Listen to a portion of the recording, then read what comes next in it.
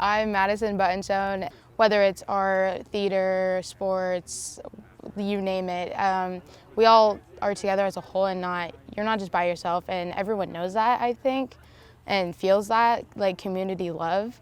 And even if you don't go to the school, like, elders and like, the whole community, they just know that we're in it together and you're not alone. It's going towards something that really matters to people, and a lot of people depend on a lot that the Levy provides.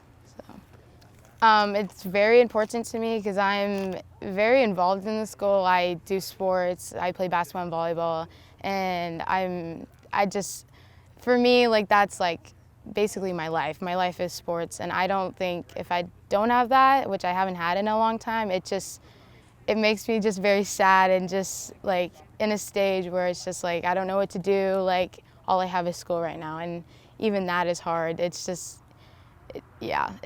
very, like, you can't explain that feeling. It's just weird. So it means really deeply to me for the Levy to pass, and so.